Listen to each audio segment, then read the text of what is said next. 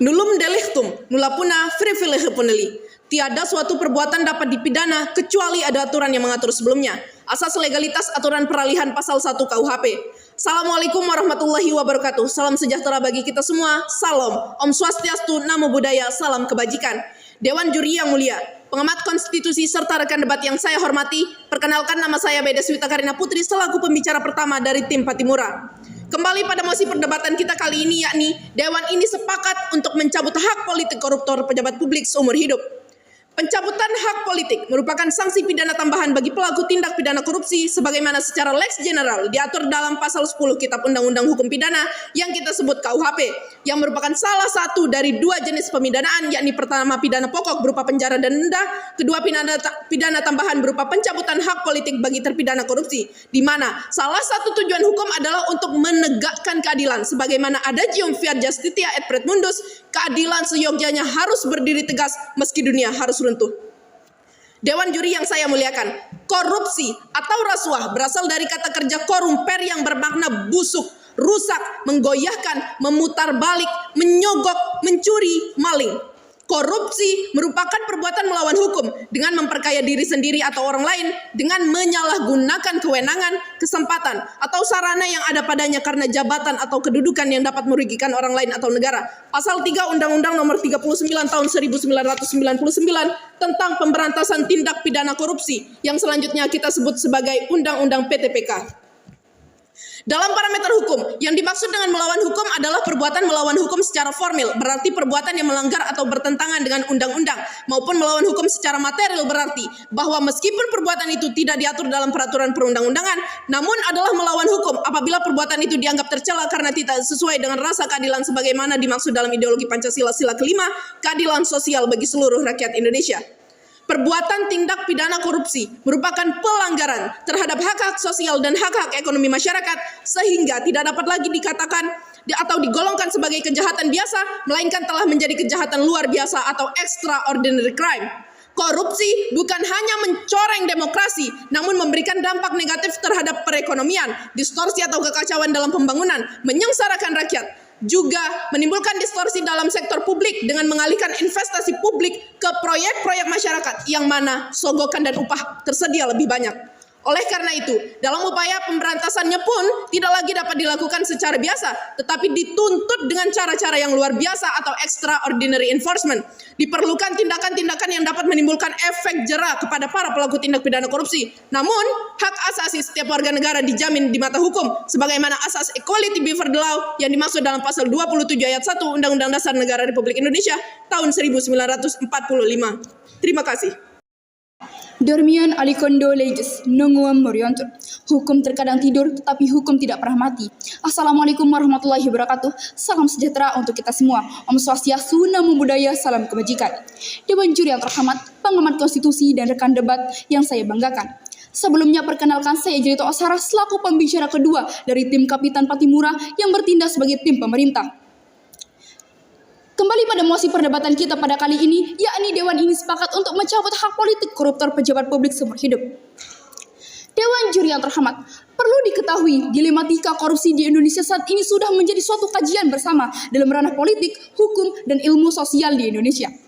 Maraknya praktik korupsi di Indonesia disertai dengan penegakan hukum yang dinilai lemah, membuat beberapa pihak beranggapan bahwa pencabutan hak politik terhadap terpidana kasus tindakan pidana korupsi merupakan suatu upaya yang perlu dilakukan dalam rangka pemberantasan korupsi di tanah air. Pencabutan hak politik bagi terpidana tindakan pidana korupsi merupakan suatu langkah yang dirasa cukup strategis untuk memberikan efek jerah terhadap para koruptor yang telah menyalahgunakan wewenang dan kekuasaan dulunya yang pernah dimilikinya.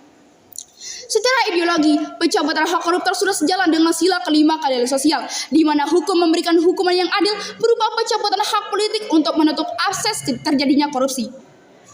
Secara sosiologis, kejahatan korupsi adalah kejahatan yang luar biasa, maka untuk dapat menanggulangi kejahatan korupsi, maka harus dilakukan dengan cara yang luar biasa pula. Maka konsekuensi negara hukum adalah menegakkan hukum, sebagaimana pasal 1 ayat 3, Indonesia adalah negara berdasarkan hukum.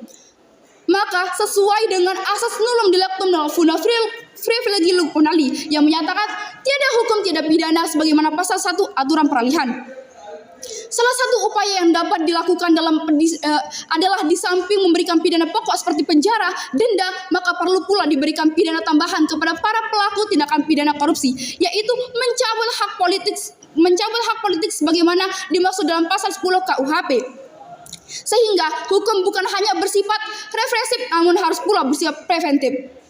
Hal ini berdasarkan putusan hakim pidana yang telah memperoleh kekuatan hukum tetap yang mencantumkan pembatasan terhadap di dalam hukuman tambahan sesuai dengan ketentuan pasal 18 ayat 1 huruf D Undang-Undang Nomor 31 Tahun 1999 tentang pemberantasan tindakan pidana korupsi. Sehingga semua aturan pidana itu pasti ada tujuan hukum yang ingin dilindungi. Misalnya, melindungi harta dengan membuat larangan mencuri, melindungi nyawa dengan larangan bunuh. Tujuan ini dalam konteks hak asasi manusia perlu diuji dan diseimbangkan dengan tujuan lain jika normanya berbenturan, kosong, dan kekaburan norma. Dewan Juri yang terhormat, perlu diketahui data IPK Indonesia tercatat meningkat 1 poin menjadi 38 dari skala 0 sampai 100 pada tahun 2021. Nilai ini meningkat turut bergerak pada posisi Indonesia lebih baik dalam urutan IPK global. Indonesia kini berada di urutan 96 dari 180 negara dari sebelumnya peringkat 102. Melihat data demikian, sehingga pemberian sanksi yang berat dirasa sangat tepat dilakukan karena korupsi termasuk dalam kategori kejahatan luar biasa. Sehingga dalam penjatuhan hukumannya harus pula dengan sanksi yang dirasa akan sangat memberatkan para koruptor tersebut, sehingga salah satu tujuan hukum yaitu menimbulkan efek jerak. Landasan hukum terhadap pencabutan hak politik terpidana tindakan pidana korupsi dasar-dasarnya telah ada pada Kitab Undang-Undang Hukum Pidana tentang pidana memilih tentang dipilih dan memilih yang diadakan berdasarkan peraturan perundang-undang umum. Pengaturan mengenai hak politik diatur dalam pasal 43 ayat 1 Undang-Undang Nomor 38 tahun 1999 tentang hak asasi manusia yang menyatakan setiap warga negara berhak untuk dipilih dan memilih dalam pemilihan umum berdasarkan persamaan hak melalui pemungutan suara yang langsung, umum, bebas, rahasia, jujur, dan adil. Sesuai ketentuan peraturan perundang-undang, upaya pemberantasan korupsi merupakan suatu agenda kebijakan yang perlu diterapkan secara tegas sebagaimana upaya pemberantasan korupsi secara maksimal dan sebagai upaya pemberantasan terhadap penyalahgunaan hak tersebut. Pencabutan hak politik bagi terpidana tindakan pidana korupsi merupakan suatu langkah yang strategis untuk memberikan efek jerak terhadap para koruptor. Dewan Juri yang terhormat, kami menawarkan solusi, yakni pemerintah seharusnya melakukan revisi undang-undang kepemilu, serta pengadilan juga dapat memperkuat melalui putusannya yang menambah pidana tambahan berupa pencabutan hak-hak politik terhadap terpidana korupsi. Dengan ini kami menyatakan dengan mantap dan lugas bahwa kami tetap menyetujui mosi perdebatan kita kali ini. Sekian dan terima kasih. Justitia Esiusun liquid tribuere. Keadilan adalah memberikan setiap orang apa yang menjadi haknya. Maka culpa puina par estu, jatuhkanlah hukuman yang setimpal dengan perbuatannya. Assalamualaikum warahmatullahi wabarakatuh. Salam sejahtera bagi kita semua. Shalom, Om Swastiastu, Namo Buddhaya, salam kebajikan. Dewan Juri yang mulia, pengamat konstitusi serta rekan debat yang saya banggakan. Perkenalkan, saya Dewi Intan selaku pembicara ketiga dari tim Kapitan Patimura yang saat ini berada pada pihak oposisi. Kembali pada mosi perdebatan kita kali ini, yakni Dewan ini sepakat untuk mencabut hak politik koruptor pejabat publik seumur hidup. Perlu kita rekonstruksi kerangka berpikir kita, di mana mosi kita pada kali ini cenderung mencederai asas presumption of innocence atau asas praduga tidak bersalah. Berbicara masalah relevansi itu sah-sah saja, namun jangan sampai kita mencederai asas praduga tidak bersalah. Karena kita menggarisbawahi kata pencabutan, sebagaimana yang disampaikan oleh tim pemerintah, dikhawatirkan mantan narapidana korupsi setelah menduduki jabatan publik cenderung akan melakukan korupsi kembali. Tentu hal ini sangat kontradiksi dengan ideologi bangsa, yaitu Pancasila sila kelima, keadilan sosial bagi seluruh rakyat Indonesia, dan jelas melanggar konstitusi kita, yaitu pasal 1 ayat 3, Indonesia adalah negara hukum, maka semua harus berlandaskan hukum, bukan pada prasangka apalagi justifikasi. Dan tentu saja justifikasi dan argumentasi tak berdasar melanggar hak asasi. Berlanjut pada argumentasi kami mengapa kami kontradiksi dengan mosi kita pada kali ini, karena pada dasarnya dengan tidak memperbolehkan mantan narapidana untuk menduduki jabatan publik tentu sangat bertentangan dengan ideologi Pancasila sila keempat, kerakyatan yang dipimpin oleh hikmat kebijaksanaan dalam permusyawaratan dan atau perwakilan. Perwakilan di sini memiliki makna secara gramatikal adalah suara dan kepentingan rakyat yang diwakilkan melalui perwakilan, yaitu pemilihan umum. Hal ini juga kontradiksi dengan konstitusi negara, yaitu pasal 28D Undang-Undang Dasar Negara Republik Indonesia tahun 1945, yaitu setiap orang berhak atas pengakuan, jaminan, perlindungan, dan kepastian hukum, perlakuan yang sama di mata hukum. Yang di sini memiliki arti bahwa setiap warga negara harus diperlakukan adil oleh aparat penegak hukum dan pemerintah. Maka setiap aparat penegak hukum terikat secara konstitusional dengan nilai keadilan yang harus diwujudkan dalam praktik, namun menegakkan equality before the law. Hal ini juga sejalan dengan Undang-Undang Nomor 7 Tahun 2017 yang menyatakan bahwa mantan narapidana dianggap mempunyai hak politik yang sama dengan warga negara yang lain yang dijamin oleh konstitusi, sehingga hak dipilih dan memilih adalah hak setiap warga negara tanpa terkecuali mantan narapidana korupsi. Dewan juri yang terhormat, tentunya di sini berkaitan juga dengan hak asasi manusia, sebagaimana secara lex specialis dergat legi generali diatur dalam Undang-Undang Nomor 39 Tahun 1999 tentang hak asasi manusia. Yang dimaksud dengan hak asasi manusia adalah hak yang melekat pada hakikat dan keberadaan manusia sebagai makhluk Tuhan yang Maha Esa dan merupakan anugerahnya yang wajib dihormati, dijunjung tinggi, dilindungi oleh negara, hukum, pemerintah, dan setiap orang demi kehormatan serta perlindungan harkat dan martabat manusia.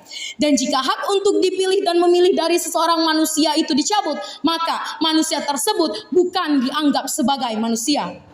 Dalam pasal ini bertentangan dengan pasal kebebasan untuk dipilih. Pertanyaannya, mana yang harus didahulukan? Memang dalam Undang-Undang Dasar dinyatakan hak asasi tertentu termasuk berekspresi boleh dibatasi, yakni pada pasal 28J ayat 2. Namun, dalam konteks hak asasi manusia, pembatasan tersebut harus memenuhi beberapa prinsip yang diatur dalam undang-undang. Reasonable atau beralasan, necessary atau dibutuhkan, proporsional atau tidak berlebihan. Mari kita lihat, apakah pencabutan hak politik koruptor pejabat publik seumur hidup ini beralasan dan dibutuhkan?